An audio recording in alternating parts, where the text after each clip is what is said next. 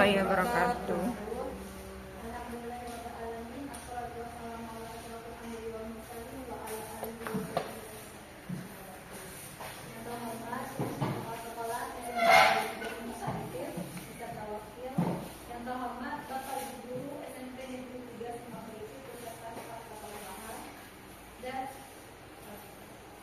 Puji dan syukur kita panjatkan kehadirat Allah Subhanahu wa Ta'ala, karena atas berkat dan rahmat-Nya lah pada siang ini kita masih bisa berkumpul di ruangan ini dalam rangka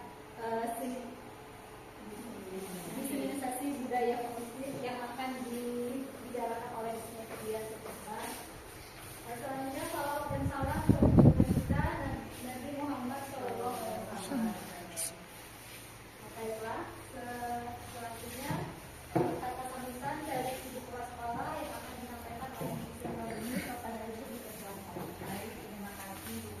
Assalamualaikum warahmatullahi wabarakatuh. Waalaikumsalam warahmatullahi wabarakatuh.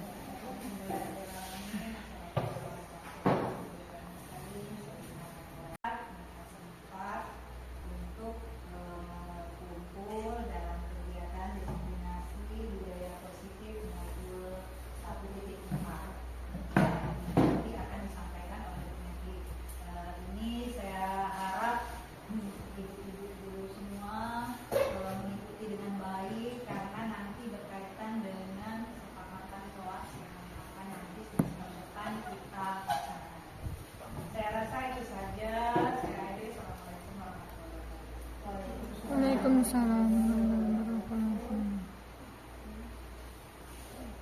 Baiklah, terima kasih kepada Ibu Kepala Sekolah Ibu Sri Wahyuni. Selanjutnya materi disimulisasi budaya positif yang akan disampaikan oleh Bu Megi kepada Bu Megi dipersilakan. Terima kasih. Ibu berdiri di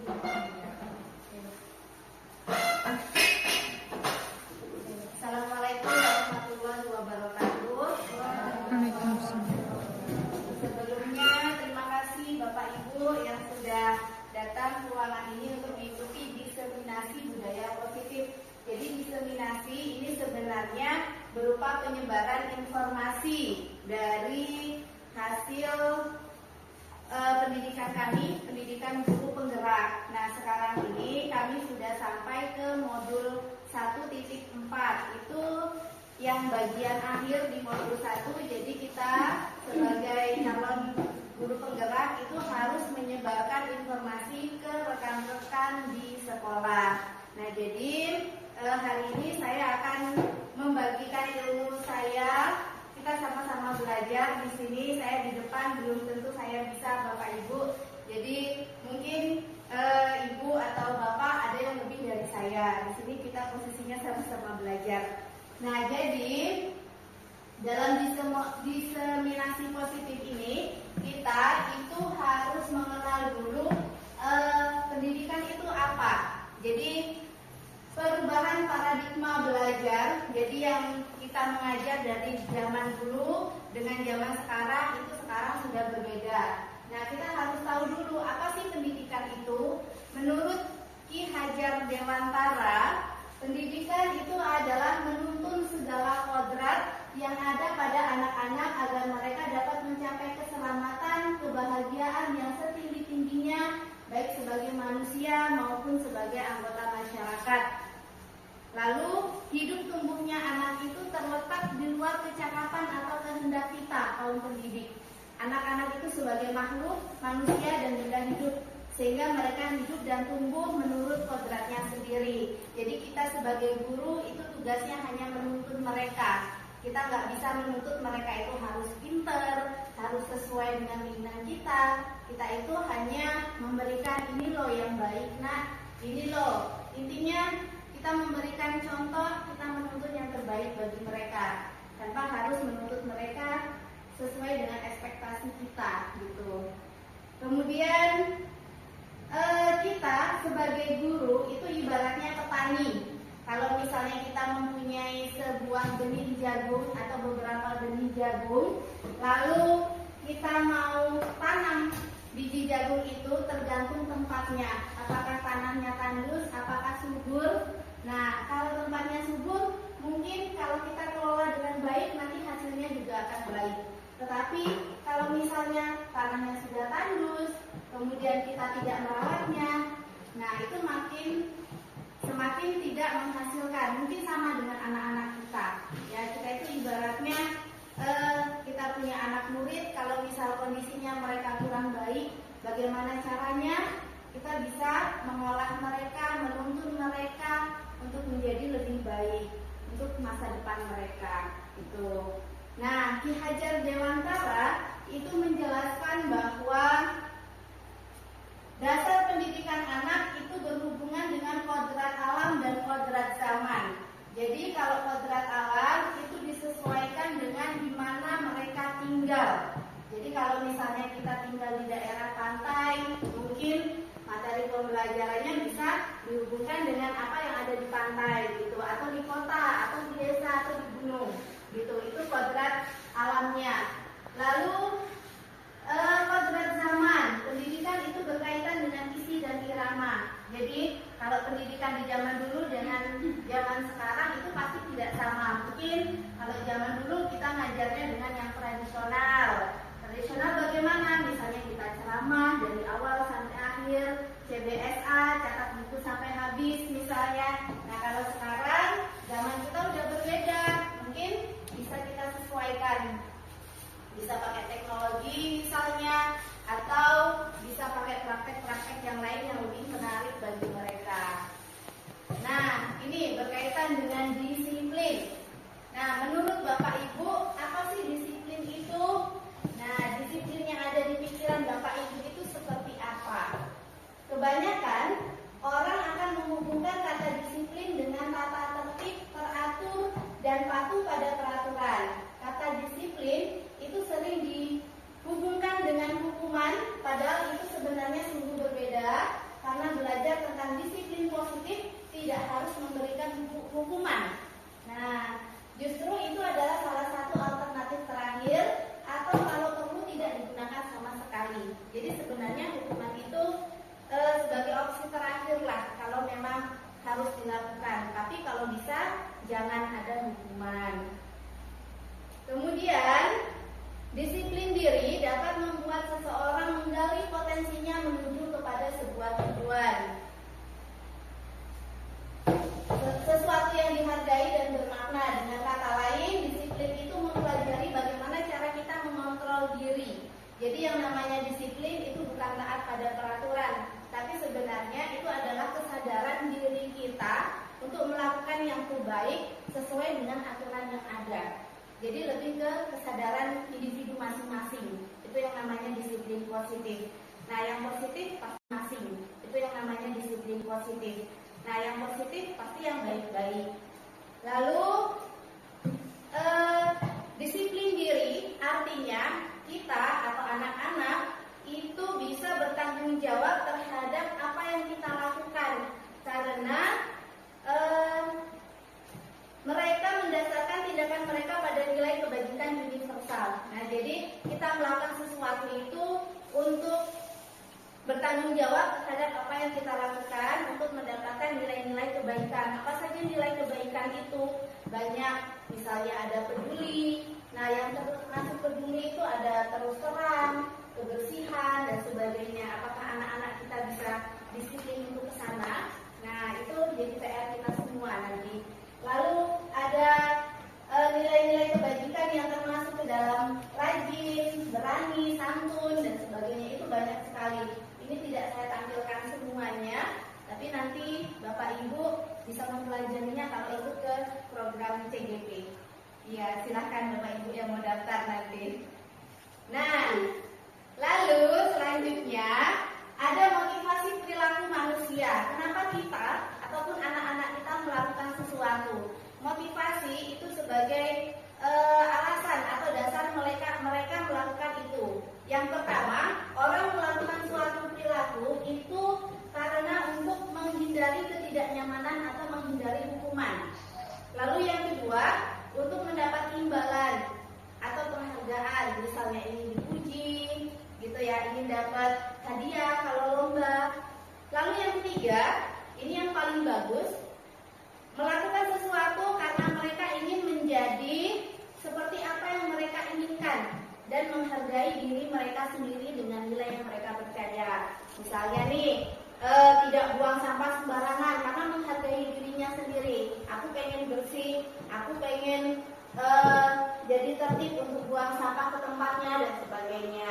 Seperti datang tepat waktu juga. Nah, itu yang paling baik motivasinya itu untuk diri sendiri, bukan untuk minta ujian, bukan untuk minta imbalan atau untuk menghindari dukungan. Itu kurang bagus. Ya, motivasi yang terbaik itu adalah untuk menghargai diri sendiri tadi. Tuh. Lalu lanjut, kebutuhan dasar manusia itu ada 5. Kebutuhan yang pertama untuk bertahan hidup, kemudian yang kedua untuk mendapatkan kasih sayang dan rasa cinta, yang ketiga untuk mendapatkan kebebasan, kesenangan, yang keempat dan yang terakhir untuk mendapatkan penguasaan terhadap suatu hal. Misalnya nih, kita kaitkan dengan siswa nih. Kalau misalnya ada siswa pas pulang sekolah dia cerita ke ibunya, aku senang hari ini karena main kejar-kejaran sama ibu guru, seru loh Bu. Misalnya dia cerita ke ibunya seperti itu.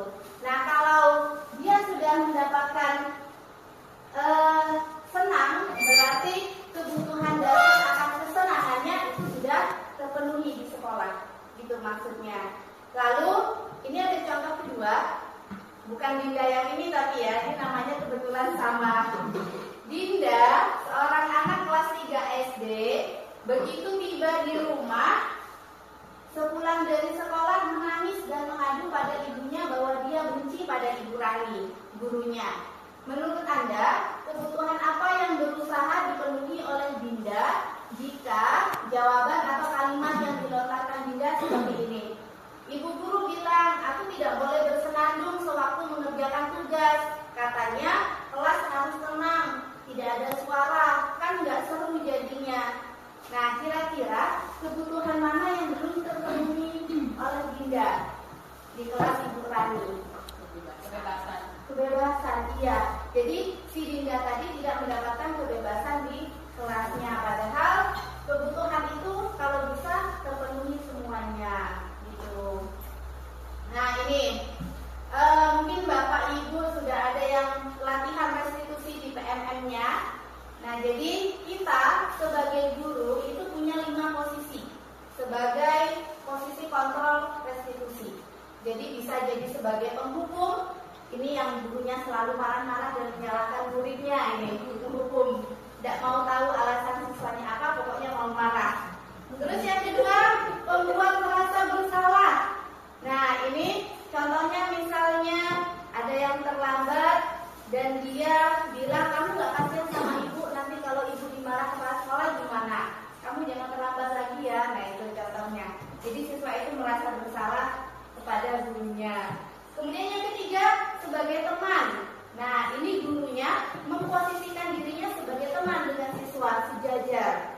Ini bagus, tapi masih kurang. Sebenarnya kurang bagus, karena nanti takutnya tidak ada penghargaan. Tidak bisa membedakan mana posisi siswa dan mana posisi guru. Kemudian sebagai pemantau.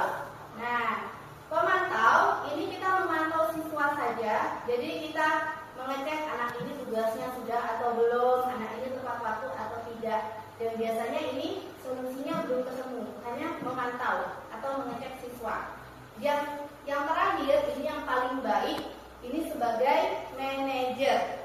Seharusnya kita itu dibentuk untuk menjadi seorang manajer di setiap kelas kita. Jadi kita bisa menemukan solusi secara bersama-sama dengan siswa, gitu. Nah, ini yang kata Ibu Kepala Sekolah tadi tentang keyakinan kelas atau kesepakatan kelas. Jadi, keyakinan kelas ini sebenarnya hampir mirip dengan aturan kelas atau kesepakatan kelas. Tapi, kalau keyakinan kelas ini dibuat lebih menarik kalimatnya, dan itu mereka sendiri yang bikin. Misalnya nih, kalau yang aturan kelas misalnya tidak boleh datang terlambat, tidak boleh mencontek, tidak boleh mengganggu teman. Nah, itu aturannya kalau di aturan kelas itu lebih memaksa dan banyak kalimat-kalimat yang negatif. negatif, tidak boleh, jangan dilarang. Nah, tapi kalau keyakinan kelas ini lebih menarik lagi. Jadi anak sendiri yang buat, setiap murid, lalu nanti dari setiap pendapat anak itu dikumpulkan dan disimpulkan, diambil mana suara yang terbanyak. Misalnya nih, ini keyakinan kelas di dalam kelas 8A.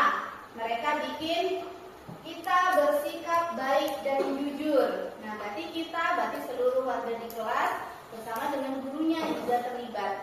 Lalu kita saling menghormati. Nah, intinya di situ ada kalimat-kalimat positif. Lalu kita saling mendengarkan, kita mengucapkan tolong dan terima kasih dan sebagainya. Banyak yang positif lagi dan itu harus dijalankan.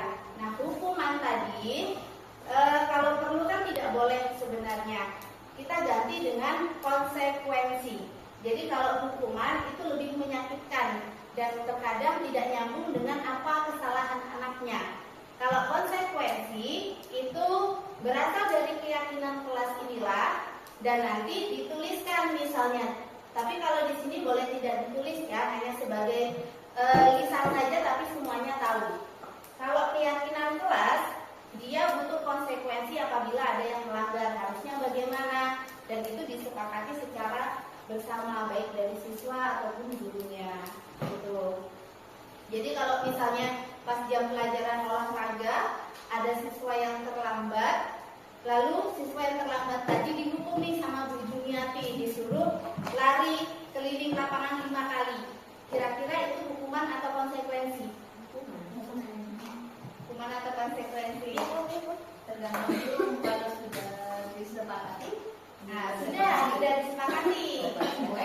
Nah, itu konsekuensi karena berhubungan juga karena pelajaran penjas. Tapi kalau pelajaran bahasa Indonesia atau MTK atau bahasa Inggris disuruh lari lapangan itu bukan konsekuensi, itu hukuman karena udah beda. Nah, kecuali misalnya di kelas itu pas pelajaran bahasa Indonesia si Taryo ganggu Melati, nyoret-nyoret bukunya. Nah, saya sebagai gurunya itu menghukum Taryo tadi untuk membersihkan atau menip-X hasil coretannya tadi di buku Melati. Nah, itu termasuk konsekuensi. Nah, jadi bertanggung jawab sesuai dengan apa yang dia lakukan, gitu. Kalau hukuman itu beda dan itu lebih menyakitkan bagi dia, tidak sesuai dengan materi yang disampaikan. Nah, ini yang restitusi. Jadi dalam penyelesaian sebuah masalah kita itu ada segitiga restitusi. Ini ada di PMM juga. Jadi segitiganya, misalnya Bu Fitri ini yang sering melakukan nih. Yang pertama, kita menstabilkan identitas nih. Pada saat itu misalnya ada siswa yang bermasalah, kita panggil. Yang pertama, kita tanya dulu kenapa, ada kasus apa misalnya. Lalu kita kuatkan kalau dia udah cerita nih. Kita kuatkan, ya setiap orang pasti pernah melakukan kesalahan. Kamu bukan satu-satunya yang pernah melakukan ini juga pernah gitu. Jadi kita memposisikan diri kita itu sebagai dia dulu. Lalu yang kedua, sisi yang kedua, validasi tindakan yang salah. Kita tanyakan dulu. Kamu tentu punya alasan mengapa melakukan itu. Nah, kita cari, kita gali alasannya mengapa dia berbuat sesuai dengan kasusnya. Lalu, adakah cara yang lebih efektif untuk mendapatkan apa yang kamu butuhkan? Kita tanya ke dia, ada nggak yang lebih baik daripada kamu melakukan yang tadi? Gitu. Nah, terus kalau sudah ketemu, baru kita yang terakhir menanyakan keyakinan kelas. Kira-kira keyakinan kelas apa yang sudah kita sepakati dan yang akan melanggar hari ini? Nah, tadi kan udah dibuat tuh. Saya bisa menghormati, saya bisa apa misalnya. Ditanyakan apa yang dia langgar. Terus yang terakhir, kamu nanti pengen jadi orang yang seperti apa? Nah, di situ kita sama-sama memecahkan masalah. Jadi kita itu bukan berpihak pada masalah siswanya, tapi kita sama-sama intinya mencari solusinya. Itu di segitiga restitusi. Nah, itulah penjabaran saya hari ini. Terima kasih. Semoga kita semua menjadi lebih bersemangat dan menjadi lebih baik lagi untuk tahun depan dan seterusnya. Saya akhiri. Wassalamualaikum warahmatullahi wabarakatuh. Warahmatullahi wabarakatuh.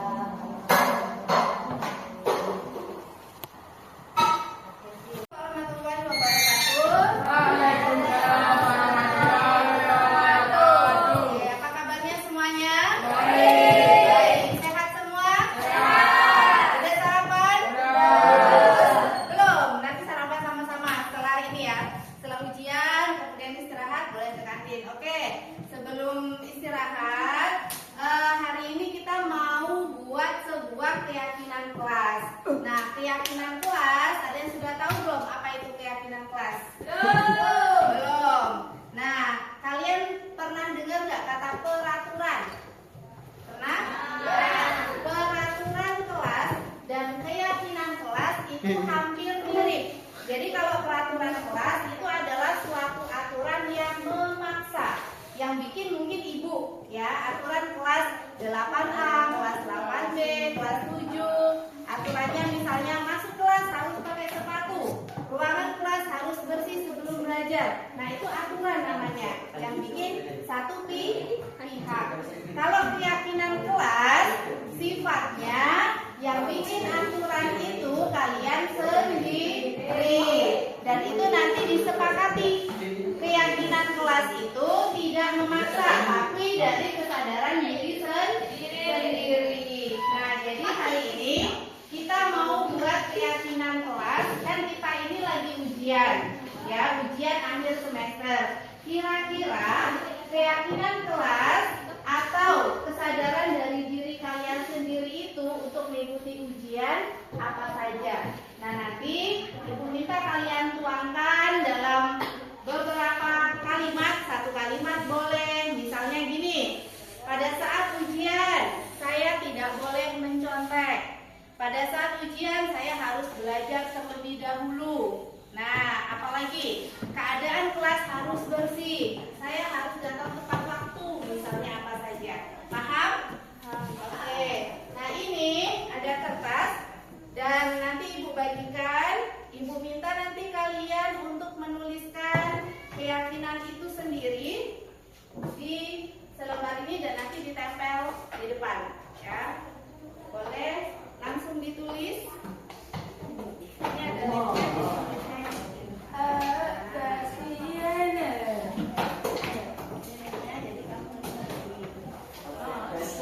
Bawa pena semua? Nanti ditempel di papan tulis. Kita mau lihat keyakinan apa saja yang kalian bikin, ya. Kita hari ini bawa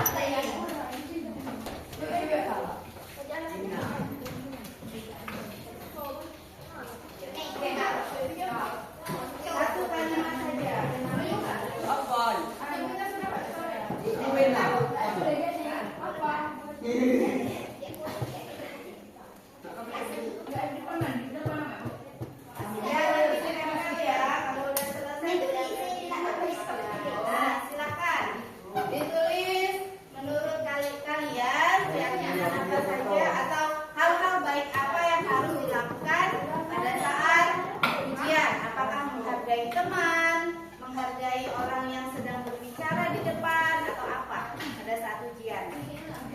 Satu kalimat saja. Silakan langsung tulis. Yang tidak ada pena, ini ada pena. Yusuf, ada nggak pena muda? Direkam pada saat tulisannya gitu.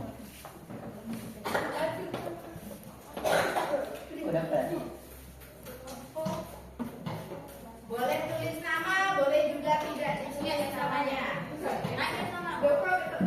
Yang selesai boleh langsung ditempel di depan ya. Silakan. Sabrina udah? Boleh tempel di papan tulis Sabrina. Yuk, yang udah selesai langsung tempel.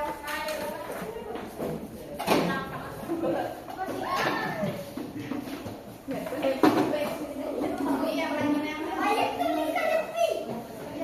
Ada yang tanya? Sudah.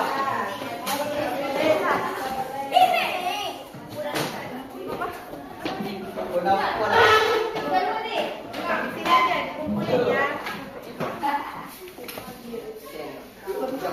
Silakan ditempel. Sudah selesai sudah.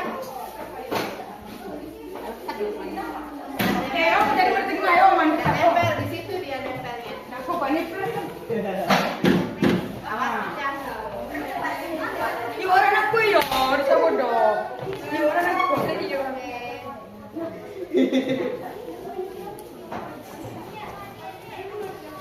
Waduh. Ngapain? Ngapain? Sudah. Ini sakit nggak? Ini apa?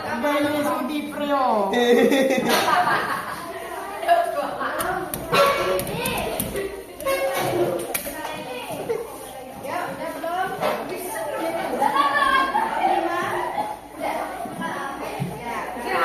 Nih. Belum. Masuk dulu. Nah. Tuh, jangan dicontoh ya kayak gitu ya. Oke. Saya contohin. Nah, udah. Mira udah? Mira tempelnya. Oke. Nah, siapa yang mau bantu Ibu bacakan tulisan kawannya? Dibaca. Yuk, Iya, tolong. Silakan. Biar. Oke, ini adalah tulisan kalian. Tolong didengarkan. Silakan dilihat. Kelas harus bersih. Oke. Tidak mencontek dalam kelas. Saat ujian tidak akan mencontek. Dibaca. Yuk, Iya, tolong. Silakan. Biar. Oke, ini adalah tulisan kalian. Tolong didengarkan. Silakan dilihat. Kelas harus bersih. Oke. Tidak mencontek dalam kelas. Saat ujian tidak akan mencontek. Pada saat ujian kita harus berpakaian lengkap dan rapi. Tidak berisik saat ujian. Tidak boleh berisik. Belajar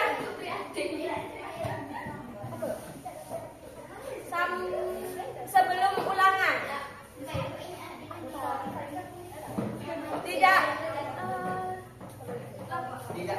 Tidak libur. Dan tidak libur. Diam saat jam ulangan. Menghargai teman. Tidak berisik saat ujian. Menghormati guru.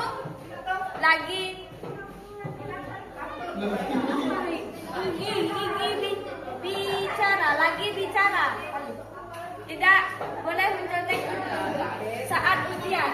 Oke, tepuk tangan semuanya.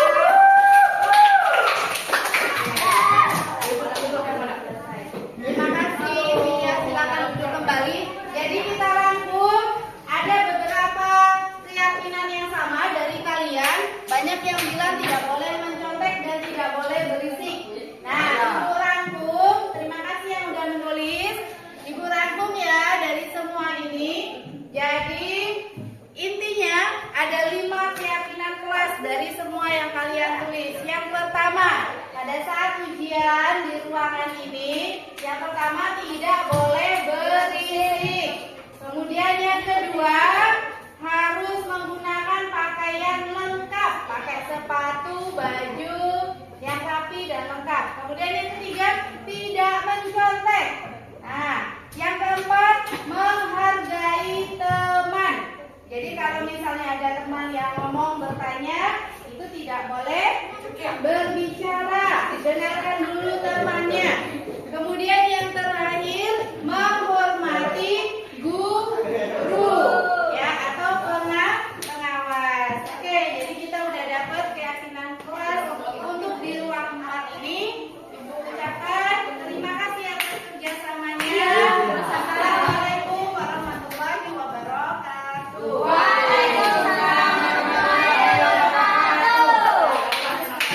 Assalamualaikum warahmatullahi wabarakatuh. Perkenalkan, nama saya Rahima dari SMP Negeri 3 Simpang Teritip. Di sini saya akan menjelaskan tentang perasaan saya pada saat membuat keyakinan kelas. Peraturan pada saat ujian. Perasaan saya senang karena keyakinan yang saya buat dihargai oleh guru dan teman-teman. Saya akhiri, wabillahi taufiq wal hidayah. Wassalamualaikum warahmatullahi wabarakatuh.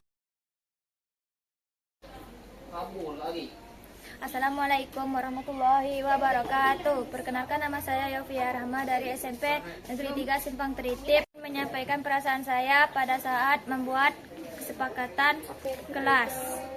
Perasaan saya ketika sedang membuat kesepakatan kelas yaitu senang karena bisa membuat kesepakatan kelas. Saya akhiri, wassalamualaikum warahmatullahi wabarakatuh. Assalamualaikum warahmatullahi wabarakatuh. Saya Wilya Sari, saya dari SMPN 3 Simpang Tritip. Saya ingin menyampaikan perasaan saya tentang hari ini yang membuat kesepakatan kelas, buat keyakinan kelas. Perasaan saya senang bisa menyampaikan perasaan saya. Yang saya tulis di depan, saya menulis menghargai guru saat masih mengawas di kelas pas lagi ujian. Saya akhiri, wassalamualaikum warahmatullahi wabarakatuh.